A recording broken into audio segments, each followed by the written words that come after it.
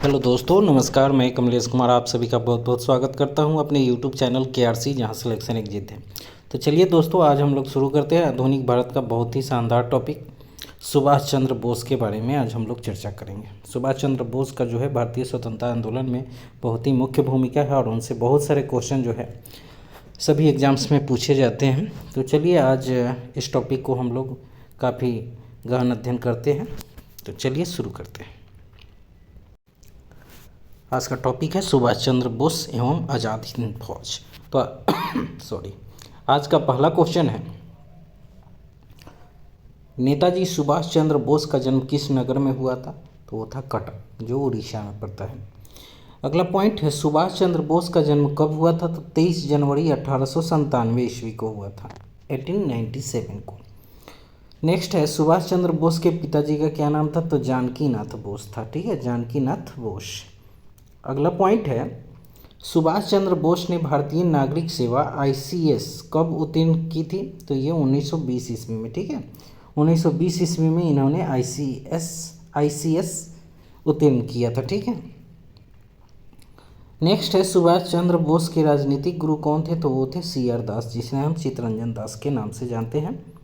देश बंधु इन्हें उपनाम दिया गया। ठीक है। स्वराज पार्टी की स्थापना इन्होंने जो है CR दास एवं मोतीलाल नेहरू ने किया था 1923 ईस्वी में। तो ये भी ध्यान रखना है। अगला पॉइंट है, किसने सुभाष चंद्र बोस को देश नायक कहा था? बहुत ही अच्छा क्वेश्चन है ये। देश नायक की उपाधि जो है रविंद्रनाथ टैगोर ने इन्हें दी थी। ठीक है। अगला पॉइंट है, सुभाष चंद्र बोस को किसने देशभक्तों का देशभक्त कहा था? तो वो थे महात्मा गांधी। इन दोनों में देखिए हमेशा मतभेद रहता था, लेकिन ये एक दूसरे को काफ़ी सम्मान देते थे। देशभक्तों का देशभक्त कहा था महात्मा गांधी ने। अगला पॉइंट है, सुभाष चंद्र बोस कितनी बार कांग्रेस के अध्यक्ष चुने गए थे? तो 2 बार थे। एक बार हरिपुरा 1938 में और दूसरी बार जो है त्रिपुरा 1939 में। तो त्रिपुरी अधिवेशन में जो है ये जो है त्यागपत्र दे दिए थे और उसके बाद त्यागपत्र देने के बाद जो है फॉरवर्ड ब्लॉक की स्थापना की थी इन्होंने 1939 में। और त्यागपत्र के बाद जो है डॉक्टर राजेंद्र प्रसाद को कांग्रेस का अध्यक्ष चुना गया था। नेक्स्ट है दोस्तों, सुभाष चंद्र बोस ने फॉरवर्ड ब्लॉक की स्थापना कब की थी? तो 3 मई 1939 को। मैंने बताया था ना अभी पहले ही, 3 मई 1939 को इन्होंने फॉरवर्ड ब्लॉक की स्थापना की। अगला पॉइंट है, भारतीय स्वतंत्रता संघर्ष के दौरान किसने द फ्री इंडियन लीजन नामक सेना बनाई थी? तो ये सुभाष चंद्र बोस ने बनाई थी। द फ्री इंडियन लीजन नाम से जो है सेना का संगठन किया था इन्होंने, सुभाष चंद्र बोस जी ने। अगला पॉइंट है, सुभाष चंद्र बोस ने कब कहाँ पर इंडियन लीजन की स्थापना की थी? तो 1941 ईस्वी में बर्लिन में। ठीक है, बर्लिन जो था जर्मनी की राजधानी बर्लिन है, ये भी ध्यान रखना है। जर्मनी की राजधानी बर्लिन है जो स्प्री नदी के किनारे है। ठीक है, स्प्री नदी के किनारे, ये भी याद रखना। बर्लिन पहुंचने के लिए सुभाष चंद्र बोस ने काबुल में किस नाम से पासपोर्ट प्राप्त किया था? तो आर्लैंडो मेसेट्टा के नाम से। ठीक है, आर्लैंडो मेसेट्टा के नाम से उन्होंने पासपोर्ट गलत बनवाया था और 1941 ईस्वी में जो है ये बर्लिन पहुंचे थे काबुल होते हुए। ठीक। अगला पॉइंट है, सुभाष चंद्र बोस की आत्मकथा का क्या नाम है जो अपूर्ण रही है? एक भारतीय तीर्थयात्री। ठीक है, एक भारतीय तीर्थयात्री के नाम से इनकी आत्मकथा जो है लिखी जा रही थी, लेकिन वो अपूर्ण हो गई। ठीक है, क्योंकि सुभाष चंद्र बोस की मरने की घटना आज तक किसी को पता नहीं चला कि वो कैसे मरे, क्या हुआ था। नेक्स्ट है, आज़ाद हिंद फौज का विचार सर्वप्रथम किसने सुझाया था? तो ज्ञानी प्रीतम सिंह और मेजर फुजीवारा। ठीक है, आज़ाद हिंद फौज का विचार सर्वप्रथम किसने सुझाया? तो ज्ञानी प्रीतम सिंह एवं मेजर फुजीवारा। ये क्वेश्चन अभी मेरे लिए भी नया है। ठीक है, और आप सबके लिए भी ये नया होगा, पहली बार मैं इस क्वेश्चन को देख रहा हूँ। नेक्स्ट है, INA किसके दिमाग की उपज थी और किसने इसकी स्थापना की थी? INA, ठीक है, मोहन सिंह की उपज थी। ठीक है, मोहन सिंह की। यह कथन किस क्रांतिकारी का है कि भारतीय शहीदों के खून का बदला लो, अपनी मातृभूमि को आज़ाद कराने के लिए अपनी तलवार का इस्तेमाल करो, पूरे भारत में एंग्लो अमेरिकन दुश्मन के खिलाफ उठ खड़े हो। ये रास बिहारी बोस जी का कथन है। ठीक है, रास बिहारी बोस ने ऐसा कहा था। नेक्स्ट आगे बढ़ते हैं हम लोग। अगला पॉइंट है, किस भारतीय क्रांतिकारी ने सुभाष चंद्र बोस को इंडियन नेशनल आर्मी के गठन में सक्रिय सहयोग किया था? तो वो रास बिहारी बोस जी थे। ठीक है, इंडियन नेशनल आर्मी के जो है संगठन में काफ़ी सहयोग किया था सुभाष चंद्र बोस जी का, वो थे रास बिहारी बोस। अगला पॉइंट है, रास बिहारी बोस ने आज़ाद हिंद फौज की कमान सुभाष चंद्र बोस को कब सौंपी थी? तो 4 जुलाई 1943 को। 4 जुलाई 1943 को पूरा कमान इनके हाथ में दे दिया था।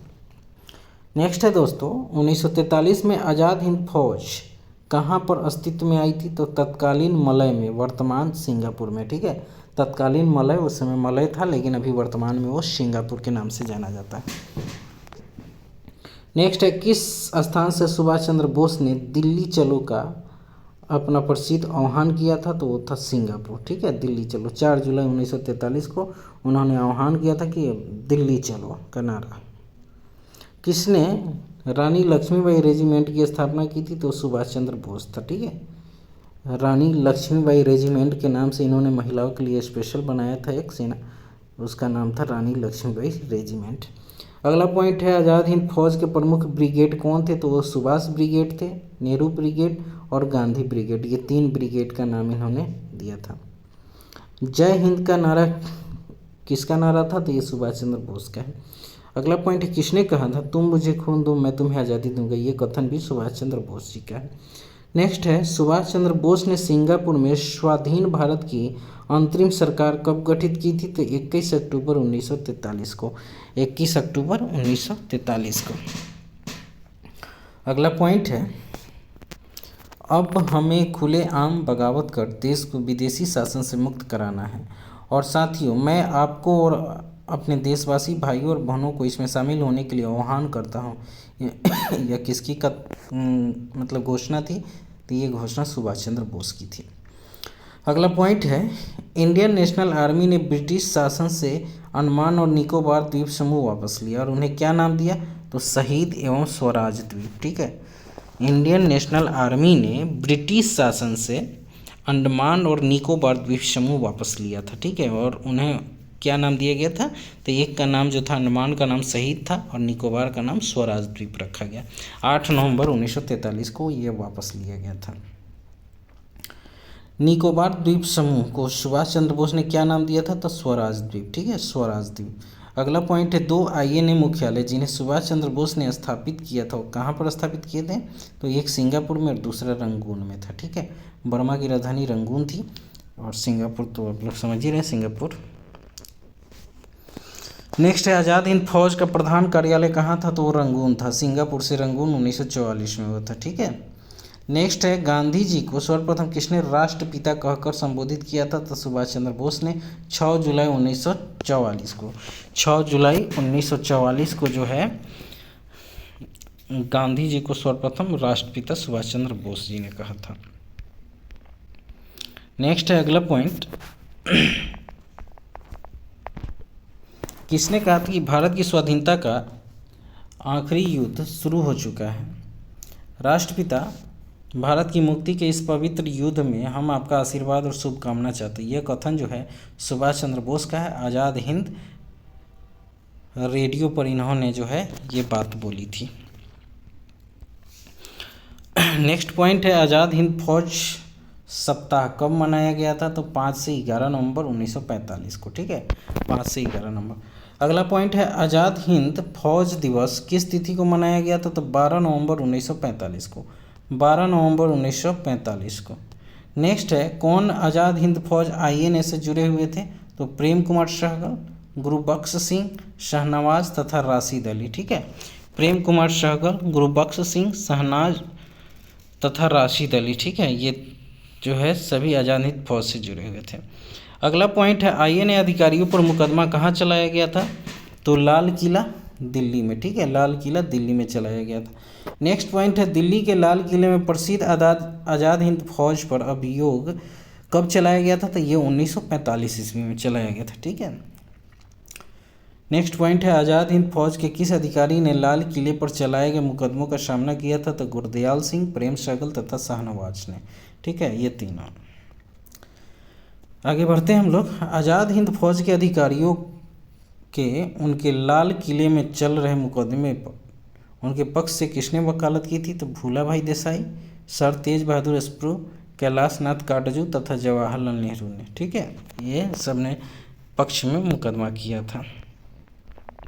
किसने 1945 में आज़ाद हिंद फौज की ओर से लाल किले के मुकदमे में पैरवी कर रहे वकीलों की अध्यक्षता की? तो ये भूला भाई देसाई थे। बहुत ही अच्छा क्वेश्चन, ये हमेशा एग्जाम में आता भी है। नेक्स्ट है 1945 ईस्वी में आज़ाद हिंद फौज के लाल किले में दिल्ली के मुकदमे की पैरवी किसने की थी? तो किसने नहीं की थी? तो सरदार वल्लभ भाई पटेल ने नहीं की थी। आज़ाद हिंद फौज के मुकदमे में किसे फांसी की सज़ा दी गई थी? तो प्रेम सहगल को, गुरुबख्श सिंह को तथा शाहनवाज को। ठीक है, नेक्स्ट है आज़ाद हिंद फौज के किस सैनिक को 7 वर्ष के कारावास का दंड दिया गया था? तो राशिद अली को। ठीक है, राशिद अली को 7 वर्ष की सज़ा मिली थी। अगला पॉइंट है दोस्तों, किसने यह लिखा था कि भारत की मुक्ति महात्मा गांधी के नेतृत्व में नहीं होगी? यह सुभाष चंद्र बोस ने कहा था। ठीक है, सुभाष चंद्र बोस और महात्मा गांधी के बीच जो है हमेशा जो है मतभेद होते रहते, क्योंकि दोनों के जो विचार थे अलग अलग थे। गांधी जी अहिंसावादी थे और वो हिंसा करके मतलब चाहते थे कि जल्दी से जल्दी अंग्रेज़ों को भगा दे, इसलिए दोनों में हमेशा मतभेद होते रहता था। अगला पॉइंट है, सुभाष चंद्र बोस के विषय में सत्य कथन क्या है उसको देख लेते हैं। तो उन्होंने 1920 में ICS की परीक्षा में सम्मिलित होकर 4था स्थान प्राप्त किया था। ये सही है, 4था स्थान मिला था इनको। मांडले जेल में उन्होंने बंदी जीवन व्यतीत किया था। ठीक है, मांडले जेल में उन्हें बंदी जीवन बिताना पड़ा था। अगला पॉइंट है, सुभाष चंद्र बोस द्वारा लिखित पुस्तक इंडियन स्ट्रगल के विषय में सत्य क्या है? तो यह भारतीय स्वाधीनता आंदोलन का विवेचन 1920 से 1940 के मध्य करती है। इसमें हरिपुरा 1938 तथा त्रिपुरी 1939 अधिवेशनों की चर्चा की गई है। और नेक्स्ट है इसमें एक अध्याय the Gandhi Irwin pact and after के बारे में भी लिखा गया है।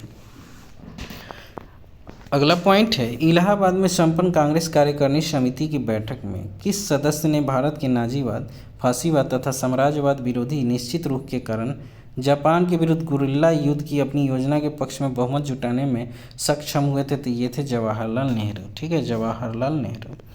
नेक्स्ट है प्रमुख घटनाएं, योजना और तिथि। इंडियन नेशनल आर्मी की स्थापना कब की गई थी? तो 1 सितंबर 1942 को हुई थी, 1 सितंबर 1942 को। सुभाष चंद्र बोस की श्री तोजो के साथ बैठक हुई थी जुलाई 1943 में। उसके बाद INA ने स्वतंत्र भारत की धरती पर राष्ट्रीय ध्वज फहराया था मई 1944 में। और सुभाष चंद्र बोस की हवाई दुर्घटना में मृत्यु हुई थी 18 अगस्त 1945 को। दिल्ली हिंद फौज मुकदमा जो हुआ था वो नवंबर 1945 में, और नौसेना विद्रोह जो हुआ था वो 18 फरवरी 1946 को हुआ था, नौसेना।